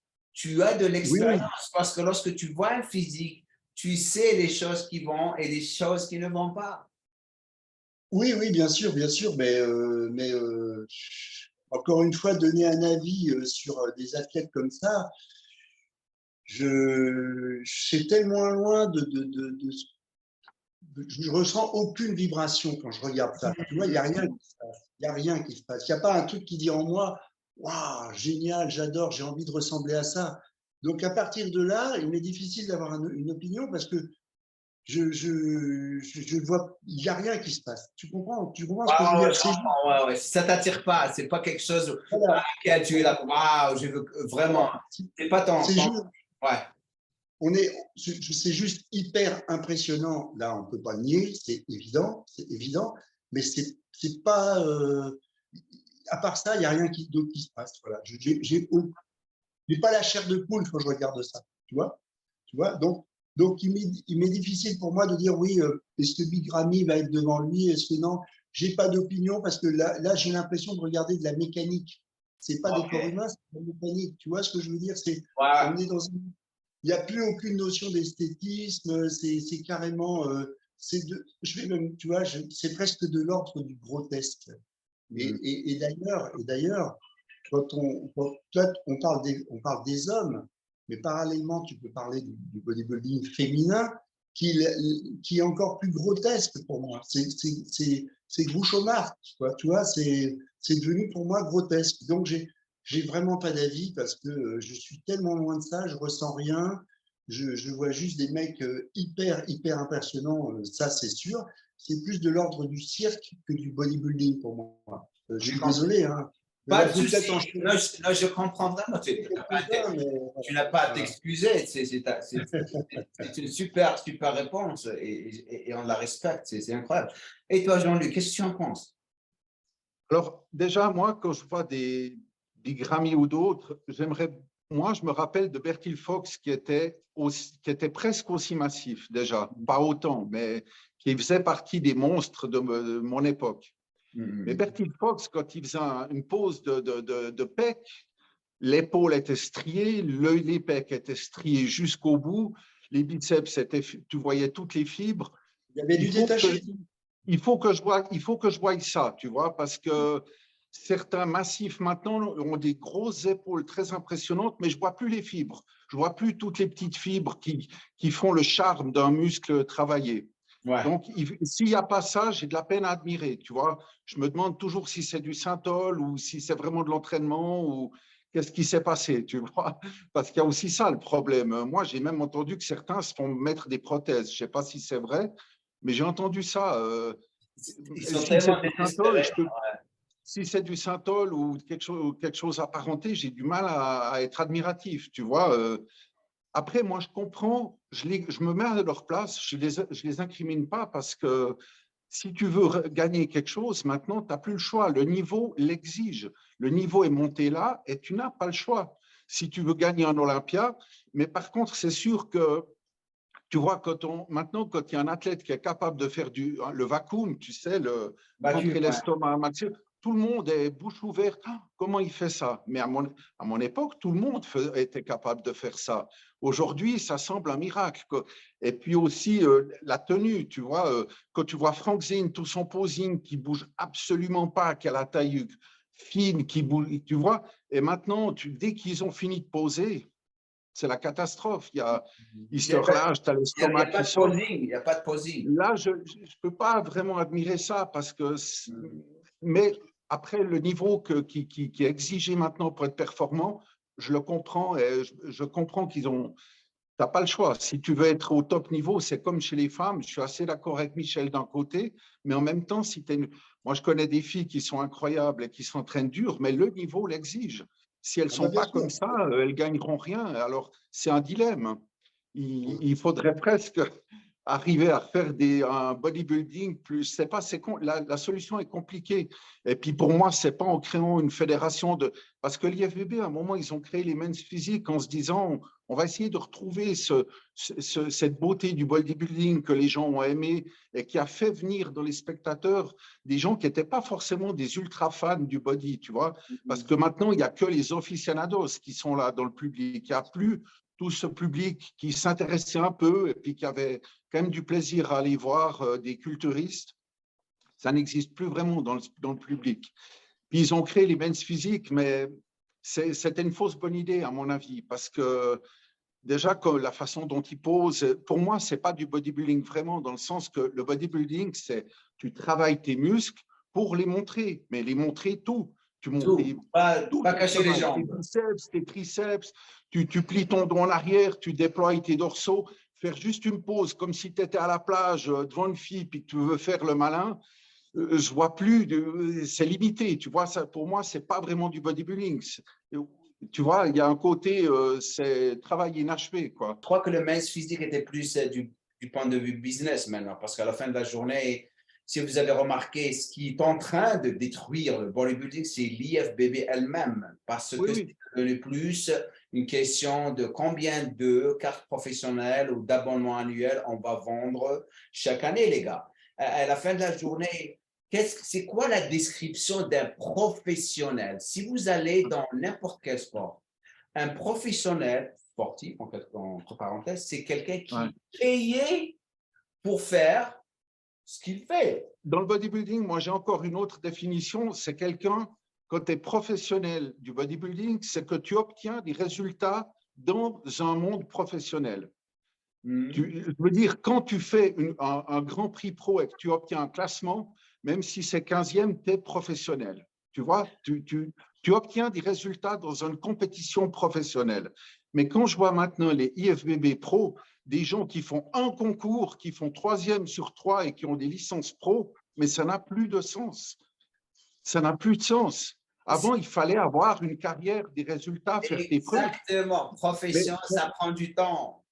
Mais voilà. Ans, 10 ans, maintenant, pas 2 ans, 3 ans. Voilà, si tu payes maintenant, tu peux avoir une licence pro, il n'y a pas de problème, parce que tu rapportes l'argent à la fédération, mais ça n'a plus de sens. C'est en termes, moi je vois des gars sur Internet, IFBB Pro, mais ils ont des physiques de champion national, ce n'est pas des professionnels, ils n'ont pas des physiques de professionnels. Ça n'a plus de sens, ça ne veut plus rien dire en fait. Mais en fait, certains, ils veulent juste faire une compétition pour avoir… Moi, j'ai des gars qui débutent puis qui me disent ouais, il faut que je fasse telle compétition parce que là, je pourrais avoir une carte pro. Mais essaye déjà d'avoir un physique de pro avant de vouloir une carte pro. C'est insensé. Ils sont tous tombés dans le piège. On est plus à la recherche de la carte pro. Écoutez bien ça, ça m'a fait penser là. Au lieu de chercher le physique qui va te rendre pro, le physique qui va te démarquer des autres et commencer à gagner l'argent et devenir un professionnel. Parce qu'en ce moment, tu es à la recherche de la carte. Donc, ton focus, il n'est pas sur ton physique. Il est sur la carte. Et eux, ils n'en ont rien à foutre. Tu as payé l'abonnement, on te la donne la carte maintenant. On la donne à 3 premiers, aux 4 premiers. Je me rappelle dans les années 90, j'ai vu tous les pros IFBB. On était 147 ou 149 mondialement. 149. Maintenant, je crois qu'il y a 50 000 ou 60 000, si ce n'est pas plus. Ah bon? Non. Ouais, il y a des pros partout. Mais tu sais, il y a des millions et des millions. Ouais, il y a des millions et des millions de dollars chaque année parce qu'ils payent pour l'abonnement chaque année.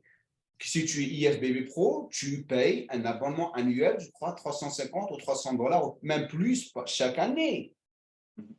Et pour rentrer dans les compétitions, il faut payer. Et aussi, ils font rentrer d'autres compagnies que tu dois payer pour le bronzage. Mais ils violent leur portefeuille.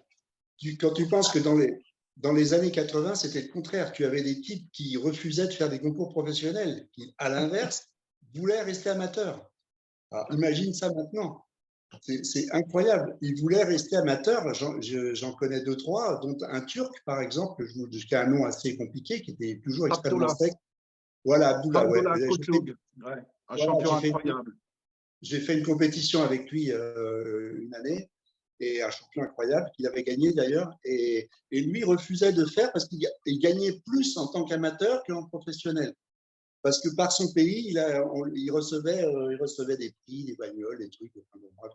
Et donc, tu imagines ça maintenant. Voilà, là, c'est le contraire. Il y avait des gars qui pouvaient être professionnels, mais qui refusaient parce que ou ils savaient qu'ils n'avaient pas le niveau, donc ils préféraient gagner les compétitions en tant qu'amateurs. Maintenant, on est loin de tout ça. De toute façon, oui, le pro, ça ne veut plus rien dire. De toute façon, avec tout ce nombre de fédérations, des champions du monde, il y en a à l'appel. On a des trentaines. 30 de Miss Univers partout. Ils sont tous voilà, partout. voilà. Fédération. Et comme j'ai dit souvent à Jean-Luc, à travers les réseaux sociaux, voilà, lui, c'est un champion du monde. Lui, c'est un champion du monde univers parce qu'il y a un seul Mister Univers. Voilà, il n'y a pas de. Hein, c'est clair et net, quoi. Il n'y a pas de problème. Michel, tu m'as fait penser à quelque chose. Maintenant, les gens ne font pas le bodybuilding pour eux. Ils le font pour les autres personnes.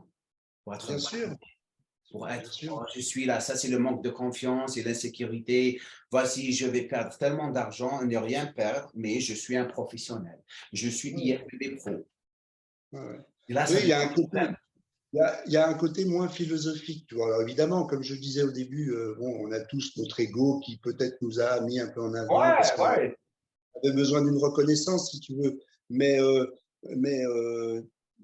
tu vois, par exemple, dans les salles, les gars, ils se planquaient, on se cachait à l'époque. On n'avait pas besoin, il n'y avait pas évidemment les caméras, les photos, tout ça, mais notre physique, on le montrait sur scène. C'était sur scène que la bataille elle se passait.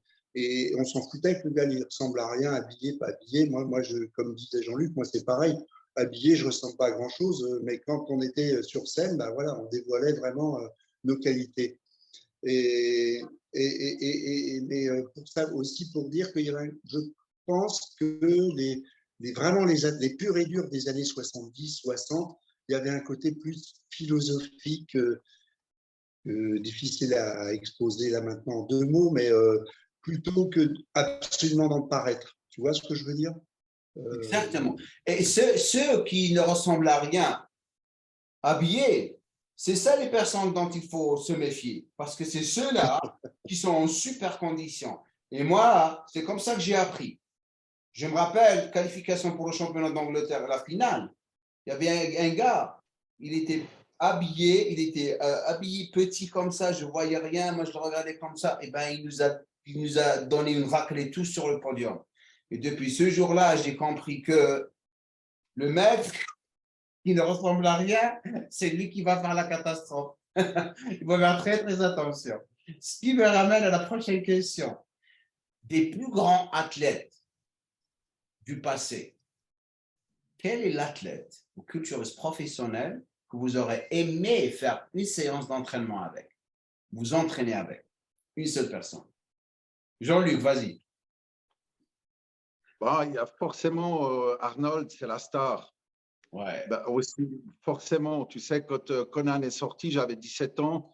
Je crois que j'ai été le voir 8 ou 10 fois d'affilée parce que il a quand même un charisme hors du commun. Donc, forcément, Arnold, c'est quelque chose d'incroyable. Mais moi, j'admirais beaucoup Robbie Robinson. OK. Et puis, une fois, j'ai vu à Paris Jeffrey King. Je ne sais pas si tu te rappelles. Jeff King avec le coup, là. Ouais, il m'a beaucoup impressionné aussi. J'aurais bien aimé m'entraîner avec aussi. Lui, il est comme toi. Lui, c'est un... Le mec, il est fort. Mais comment qu'il est fort? Il a des mollets. Tu as vu les mollets qu'il avait? Ah, les cuisses et les mollets. Ouais. Oui, c'est les mollets. Le coup terrible, ouais. Et toi, Michel? T'as fini? T'as fini? Ouais. T'as fini? Ok, vas-y, Michel. Et toi, Michel? Moi, j'ai eu cette chance de m'entraîner avec Arnold. Donc, bien sûr, ouais. il est évident que sinon, je t'aurais répondu Arnold. Bon, même s'il n'était pas au sommet de sa forme, parce qu'il préparait Olympia 80, qui ont été un peu discutés par la suite. Mais il m'a un peu devancé, Jean-Luc, parce que évidemment, derrière, je mets Robbie Robinson, que je suis un fan de Robbie Robinson, c'est l'évidence même. Pour moi, c'est un des physiques parfaits. Donc, C'est compliqué parce que c'est compliqué comme un seul. Tu dis, c'est un peu comme quand tu dis si tu devais un jour emmener une musique sur une île déserte, laquelle? Il y en a, tu dis, ah oui, mais il y a lui, oui, mais il y a ça, oui, mais il y a lui. Il y en a quand même un bon nombre à l'époque, même si c'était pas très nombreux. Mais allez, Mike Menzer. Allez, Mike Menzer. Mike Menzer. Que j'ai eu la chance de voir aussi avec Kalman Skalak au Parc Sipel quand j'avais 18 ans. Voilà. Lui aussi, il avait des articulations, comment qu'ils étaient solides. Tu voyais le mec, c'est un gars c'est comme un bûcheron dans les salles de jus. Et ça se voyait par le physique. Hein. Une petite anecdote au sujet de Robbie Robinson. Tu sais que moi, une des raisons pourquoi j'ai confirmé ma retraite, parce que je m'appelle comme aujourd'hui, je dis, à cause de ça, je vais vraiment prendre ma retraite. Je me préparais pour, en 2003, par notre classique, pour me qualifier, pour juste avoir une invitation par rapport à l'Iran main, je me rappelle, en pleine préparation. Et j'étais dans la salle de gym en train de faire mon cardio. J'ai commencé ma sèche et tout d'un coup, je vois Robbie Robinson qui rentre avec son sac dans la salle et il commence à s'entraîner. Je crois qu'il avait 65 ans ou quelque chose. Et je vous parle, enfin, il était dans la cinquantaine, il arrive à 60 ans. Maintenant, il est plus de 70 ans, maintenant, quelque chose comme ça. Il a 76. 76. Je crois qu'il avait 20 ans de ça, il avait 56 ans, je crois, parce que c'est à 20 ans de ça. Et il arrive comme ça. D'abord, il n'avait pas de voiture. Il y avait une fille qui le ramenait. Il n'avait pas d'argent, le mec. Et il n'avait pas d'argent. Il arrivait comme ça, et les entraînements, sa vie, c'est les entraînements. Sa vie, c'est les entraînements. Et je le regardais comme ça. Il s'entraînait. La fille l'attendait. Je crois parce que je connaissais sa copine. Après, il enlève son t-shirt et il prenait des photos de lui. Il se regardait et je remarquais sa chevelure. Et je le regardais comme ça et je me suis dit, waouh, ça, c'est quelqu'un qui a fait des compétitions avec Arnold, qui a côtoyé Arnold, qui est plusieurs fois gagné des pro shows. Il n'a rien. Il n'a rien. Il n'a que son physique et sa routine. Est-ce que vraiment il est content? Pour lui, c'est ce qui le rend content et je respecte ça. Mais pour moi, ce n'était pas ça ma vie. Je ne voulais pas être comme ça, la vérité. Parce que Robbie, comme Samir, comme beaucoup d'autres, était la victime de Wader. Et vous le savez très bien. Vous avez la photo là de Wader, il y a une statue de bronze, Wader il est comme ça, elle est partout dans les mains. Vous savez que le torse c'est celui de Robbie Robinson. Il a mis bien sûr. Et Robbie Robinson allait le prendre en cours de justice pour ça, parce qu'il disait à tout le monde que c'était lui. Et comment qu'il manipule les gens, il l'a fait avec tout le monde. Moi, lorsque tu l'as rencontré, Jean-Luc? Oui, je l'ai vu. Et quand il est venu à Genève. Et puis, je l'ai aperçu aussi quand j'étais à Los Angeles, mais il n'avait pas l'air très abordable. Hein. Quand il est venu à Genève, il était un peu froid, agressif. Moi, j'ai été le voir s'échauffer pour l'exhibition. Il n'aimait pas qu'on le regarde s'échauffer. À ce moment-là, hein, je suis peut-être tombé sur un mauvais moment pour lui, mais il n'avait pas l'air en forme. Puis tu sais, juste pour enchaîner exactement dans ce que tu dis, moi, quand j'ai arrêté, tu vois, j'ai fêté mes 26 ans juste après la Nuit des Champions, où j'ai quand même été appelé un peu en comparaison. Donc, j'avais que 26 ans, je faisais 110 kilos secs à la compétition. L'avenir m'était promis quelque part. J'étais jeune, j'avais le temps, j'étais déjà énorme, j'avais quand même 54 de tours de bras froids. J'aurais pu aussi me dire continue, mais j'ai aussi vu qu'il y a deux solutions pour moi. Quand tu es pro, à ce moment-là, je me suis dit, il y a deux solutions. Ou tu as un fitness qui te fait vivre, tu es patron d'un fitness, tu as réussi ton fitness et ça te fait bien vivre, et tu fais le bodybuilding même chez les pros en un côté uniquement, ou alors il faut faire autre chose, c'est pas possible, tu peux pas vraiment vivre que de ça. Moi, je me rappelle de Mohamed Ben Aziza, quand j'ai fait Olympia à Chicago, il était avec moi, Et puis, moi, j'étais avec lui plutôt. Et puis, j'ai dit à un moment, il venait de gagner la Nuit des Champions quelques mois avant devant Dorian Yates. Puis j'ai dit, oh mon Dieu, maman, tu dois être riche là, en ce moment. Puis il rigole, il a regardé le gars qui il était, puis il fait, non, mais Jean-Luc, tu sais ce que ça coûte, le bodybuilding. Tu sais très bien, j'ai rien, j'ai pas d'argent. Je sais pas comment ça va se passer. Je sais pas comment m'en sortir. Je peux pas, j'arrive à tourner, mais j'ai pas d'argent.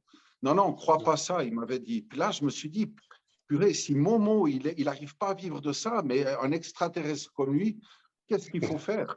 Je me suis fait la même réflexion. Et là, je me suis dit, non, il faut peut-être changer d'optique pendant un moment. Et puis voilà, quoi. C'est difficile. Une autre victime de Wader, parce que moi, je me rappelle comme aujourd'hui. J'allais faire un shoot avec Monica Brandt pour Muscle Mag. Irving Gale, vous vous rappelez de Monica? Elle était une petite mignonne, elle était partout dans les magasins. Et on se prépare pour faire le shoot. Je reçois un coup de téléphone. C'est Wader, l'assistante Lisa. Monsieur Wader voudrait vous rencontrer. What the fuck? Elle m'a dit oui. Est-ce que vous pouvez venir cet après-midi? Je regarde le photographe. Il m'a dit go, vas-y. Ok. Donc on annule. L'autre, elle était énervée. Elle commence à péter les plombs. Je pars là-bas. Et je le rencontre pour la première fois. Je suis devant Joe Weider. Je rentre dans son office, au bureau, vous dites bureau. Et la première des choses qu'il te demande de faire, quoi? Enlève ton t-shirt, montre-lui ton corps. OK. Parce qu'il veut jouer le mec qui va t'arranger, te montrer comment poser, parce qu'il adore faire ça. OK. Moi, pourquoi c'est l'expert. Et je commence à découvrir toutes les choses derrière Joe. Parce que Joe n'est pas vraiment Joe. Joe manipulait beaucoup les gens. Les Wader, les principes de Wader, ce n'est pas ses principes. Il les a copiés d'autres personnes, il les a pris d'autres personnes. Joe et Arnold étaient ensemble. Joe avait compris que Arnold avait beaucoup de charisme. Joe avait compris aussi que Franco Colombo était avec Arnold tout le temps. Donc, je vais les ramener tous les deux, je vais les mettre en avant et je vais rester derrière et je vais tirer les ficelles.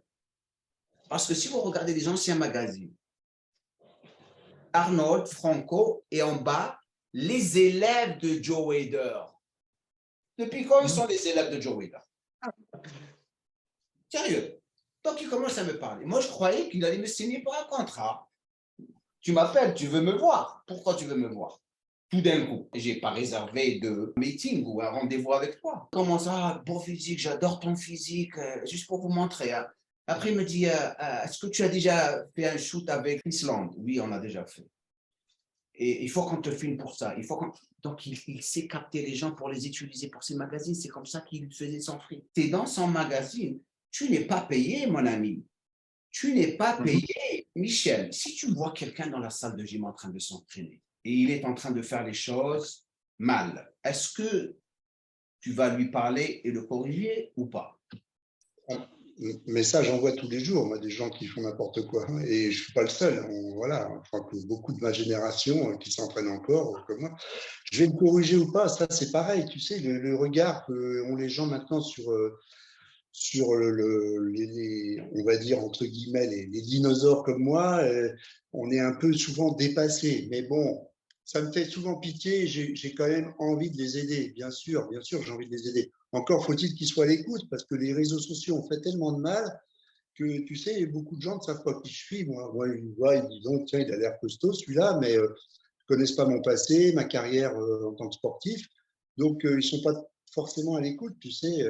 Donc, c'est un peu délicat parce que tu as l'impression que tu vas peut-être te faire rembarrer. Mais bon, évidemment qu'on a envie de les aider. Mais il y aurait tellement de travail parce que maintenant, vraiment, dans les salles, il n'y en a quand même pas beaucoup qui travaillent correctement. Il y en a quand même assez peu. Et puis aussi, c'est comme on disait au début de l'interview, c'est du podcast, c'est que les entraînements ont changé. Donc forcément, je te disais, moi je ne vois plus faire de squat par exemple. C'est un mouvement que la plupart pull-over, le squat, tout ça, la plupart des gars, ils ne font pas ces mouvements-là, donc ils ne vont pas comprendre. Donc on va avoir l'impression de quoi tu te mêles, quoi. C'est un peu ça. mais bon, tu as quand même envie de les reprendre parce qu'en effet, beaucoup font vraiment n'importe quoi. En tout cas, c'est très loin de ce que moi je pratique et que je pratiquais, ça c'est sûr. Et toi, Jean-Luc? J'ai de la peine à aller vers eux, leur dire s'ils font quelque chose de pas terrible, parce que la plupart le prennent très mal, comme il dit Michel. Hein, il y en a beaucoup qui sont arrogants. Et puis, après, les exercices, si la personne est très arrogante avec moi, je lui sors la jolie phrase qu'il y a dans Kaamelott, quand il dit « Ce que vous faites est systématiquement stupide, mais toujours inattendu, et ça fait du bien. » Tu vois, c'est très cynique, mais c'est tellement, dans la musculation, il y a tellement de choses que je vois des fois. Mais pour moi, ce qui est le plus gênant, c'est que c'est même pas qu'ils font les exercices faux, c'est qu'ils, dans la philosophie, ils se trompent, c'est qu'ils suivent des coachs. Alors, il faut se méfier d'une chose, c'est qu'il ne faut pas confondre coach et dealer. Hein. Parce que moi, j'en connais, ils se prétendent coach, mais en fait, c'est plus des vendeurs de produits que des vrais coachs. C'est tous des vendeurs de produits, tous. C'est comme ça qu'ils voilà. Faut faire la différence parce que coach, c'est quelqu'un qui veut ton bien. Ce n'est pas quelqu'un qui veut te vendre des choses, forcément. Tu vois, déjà. Mais quand ils suivent à la lettre des programmes préétablis, comme ça, tous les mêmes, il y a un côté stupide parce que déjà, si tu veux progresser à un moment donné, quand tu as une certaine condition physique, tu es obligé quand même de surprendre ton muscle, de faire des choses que tu n'as pas toujours l'habitude de faire. Si tu fais que des longues séries, au bout d'un moment, tu ne vas plus progresser parce que ton corps, il a l'habitude. Si tu fais que du lourd, pareil. Mais des fois, de mélanger un peu et de te dire, la dernière fois, j'ai fait des développés inclinés un peu lourds. Cette fois, je vais faire des longues séries pour changer, pour que ton muscle soit surpris. Parce que le muscle, il s'adapte très vite à ce que tu lui demandes. Si tu veux qu'il ait une raison de progresser, il faut lui demander des choses plus difficiles que ce qu'il a l'habitude de faire ou différentes. Réduis tes temps de pause et puis charge en longue série et tu verras les douleurs le surlendemain et puis varie un peu tes entraînements. Mais si tu suis un coach qui ne te voit pas déjà faire tes exercices, pour moi, il y a beaucoup de gens qui m'ont demandé de les coacher à distance, mais pour moi, tu dois aussi voir la personne. Quand tu vois quelqu'un s'entraîner, comment il s'entraîne, l'intensité, s'il a l'air de souffrir, comment il respire, tout compte dans l'entraînement pour progresser réellement. Je parle vraiment de ceux qui veulent progresser, pas si tu viens à la salle juste pour être en forme, ça c'est autre chose. Quand tu viens juste pour être en forme, tout ce que tu fais, c'est bien, parce que c'est déjà bien d'être là et de faire quelque chose. Mais quand tu t'entraînes avec l'objectif de l'année prochaine, je veux qu'à la plage, les gens disent « Qu'est-ce que tu as fait? Tu as changé de physique ?» Là, c'est autre chose. Là, c'est une autre planète et il faudra vraiment demander à tes muscles des exercices, des choses difficiles qu'il n'a pas l'habitude pour qu'il ait une raison de se développer, c'est-à-dire faire face à ce que tu lui demandes.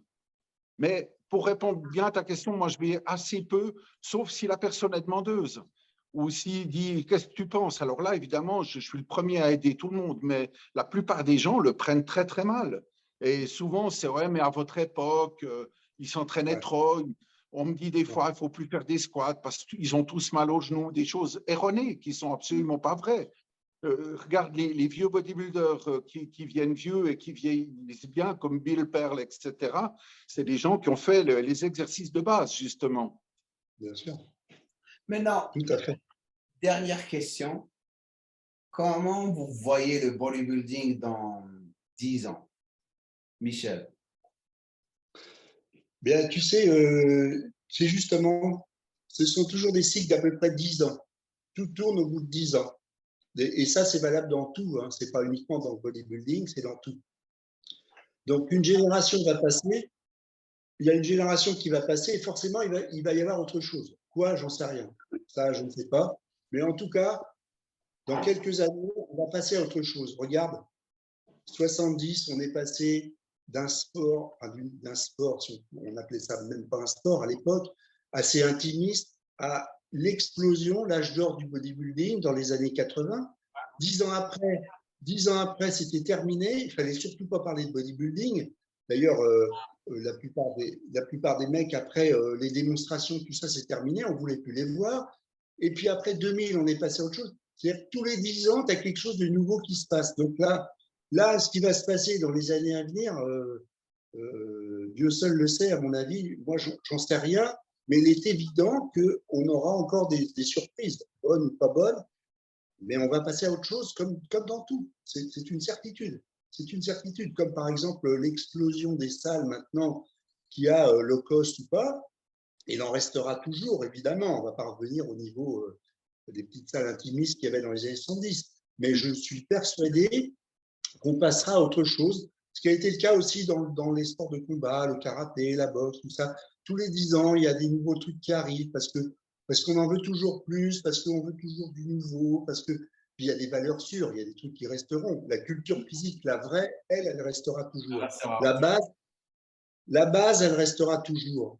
C'est-à-dire, ce qui construit un vrai physique, ça restera toujours. Mais autour se greffent des petites choses qui vont changer ce sport. Mais honnêtement, je ne sais pas. Je ne sais pas comment ça va. J'aimerais bien le savoir, mais je n'ai pas de réponse. Mais c'est sûr, c'est qu'il se passera toujours quelque chose. Jean-Luc, et toi? Alors, je peux rien dire de mieux. Michel a tout résumé. À mon avis, ça va encore changer. Peut-être aussi le fait que beaucoup de champions actuels vont être malades ou décédés ou auront des problèmes liés à l'insuline, tu sais, des nécroses aux extrémités. Ça se dira de plus en plus et le bodybuilding extrême va un peu disparaître à cause de ça ou va être très marginalisé. Pour moi, des gars comme Rich Piana, c'est une catastrophe, tu vois, mais pour donner un exemple, mais je pense que ça sera différent. On va peut-être revenir à d'autres valeurs, je ne sais pas, mais c'est dur à dire, mais ça va changer. Moi, j'ai un pressentiment. Je crois que le Open va disparaître. Il n'existera plus. Parce que le plus on s'enfonce dedans, le plus on remarque que la plupart des gars sont en train d'affecter trop leur santé. Pas beaucoup de personnes sont intéressées à aller voir les mecs énormes. Ça va aller vers le classique physique de plus en plus, mais le classique physique va aussi pourrir. Je vais utiliser le mot pourrir à l'intérieur. Parce que maintenant, c'est devenu plus un business qu'un sport, une passion par laquelle les gens vont être motivés à faire parce que ça leur donne le feeling qu'on a. Vous vous rappelez le feeling dont on a parlé lorsqu'on quitte la salle de gym? Ce feeling, il n'est pas juste là pour une raison. Il est là pour une raison très, très spéciale, c'est nous faire revenir dans la salle de gym. La plupart des athlètes en ce moment ne sont pas en train de vraiment apprécier ce qu'ils sont en train de faire. La plupart, je dirais 99%, c'est devenu une compétition avec les gens et sur Insta, alors que la compétition, elle doit être faite avec eux-mêmes. Eux-mêmes. C'est philosophique.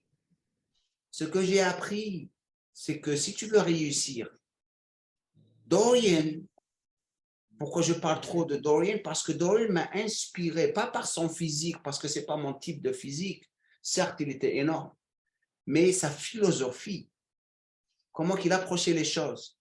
La compétition était avec lui-même, essayer de faire mieux le lendemain matin par rapport à son évolution. Certes, il avait le Monsieur Olympia gagné, mais il partait, il ne revenait pas, il ne le voyait pas pendant 1 an parce qu'il avait tout compris. La compétition, c'est avec moi parce que je ne le comprenais pas auparavant. Mais maintenant, j'ai compris pourquoi il faisait ça. Lorsque on fait la compétition avec les autres, notre focus va sur les autres au lieu d'être sur nous. Et lorsque le focus part, l'énergie part, et les gens n'ont pas encore compris l'importance de l'énergie lorsqu'on s'entraîne et on veut réaliser les choses dans la vie, dans n'importe quoi. Bodybuilding ou avoir autre chose.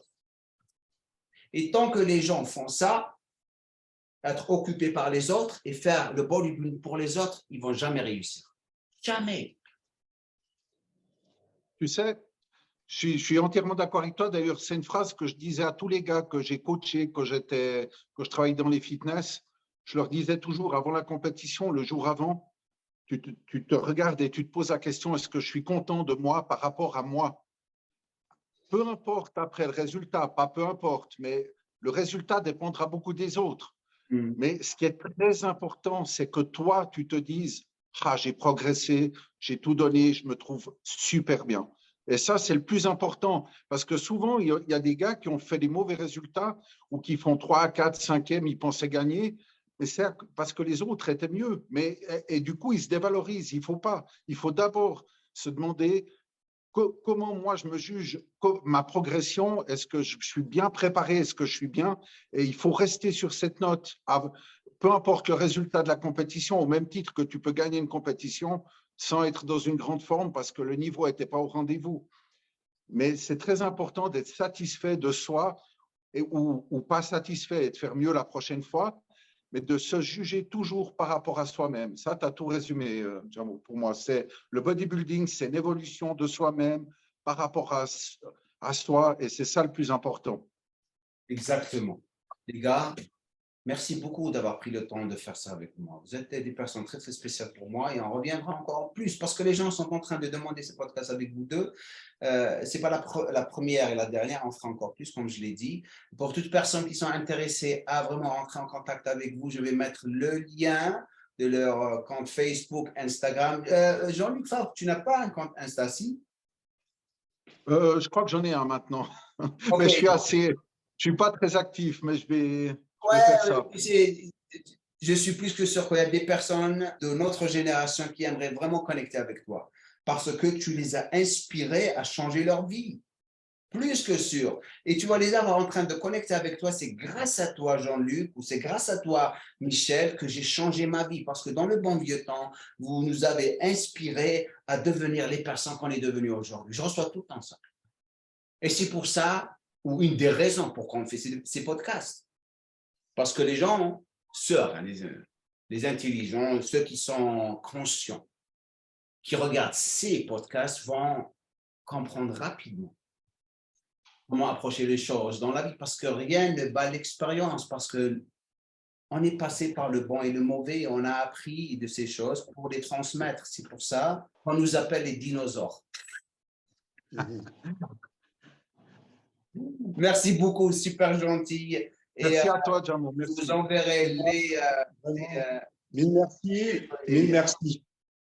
Ouais, c'est super. Il y avait plus de gens d'expérience. Pardon? Non, je suis très content d'avoir reparlé avec Michel pour la première fois. C'est un vrai plaisir parce que j'adore ses photos. C'est génial ce qu'il a fait dans le body. Vraiment, respect, quoi. Magnifique. Non, super. Tu sais, moi, vous êtes super. Je disais tout à l'heure, j'ai une petite carrière par rapport à toi. Hein. Tu sais, tu es vraiment champion du monde IFBB. C'est énorme. Hein. Bon, moi, je me fais plaisir. Michel, il faut que tu arrêtes de dire ça. Je vais te dire pourquoi. Michel, tu avais le physique pour gagner le championnat du monde. Tu avais le physique. Attends. Je vais juste prendre un tout petit peu de temps avec toi. Attends, excuse-moi. Il y a eu des circonstances, OK? Oui, bien sûr. Tu es dans ta carrière. Comme moi, je me suis déchiré le pec. Les gens me disaient, tu pouvais aller, je pouvais gagner un pro show, aller à l'Olympia. Je le savais, j'avais le physique, j'avais tout pour ça. C'est pas arrivé. La même chose pour toi, tu as eu des circonstances. Mais ton physique m'a inspiré à faire les choses que je suis en train de faire. Si tu n'avais pas le physique, je ne serais pas à côté de toi et Lionel Sora, le gars qui avait 18 ans, comme ça, en train de prendre des photos. Parce qu'on ne peut pas dire, hey, j'ai une petite carrière. Tu as eu une carrière qui était énorme, qui t'a rendu la personne que tu es devenue après et en ce moment. Oui.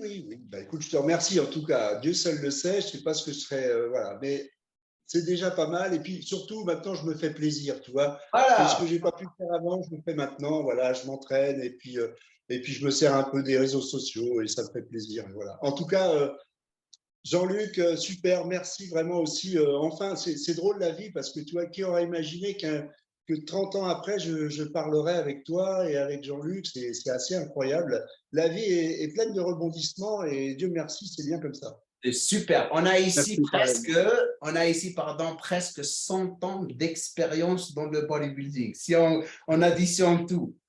100 ans d'expérience partagée ici. Ça, c'est énorme. Énorme. Donc, merci beaucoup et je vous vois la prochaine fois. OK? OK. Avec grand plaisir. OK.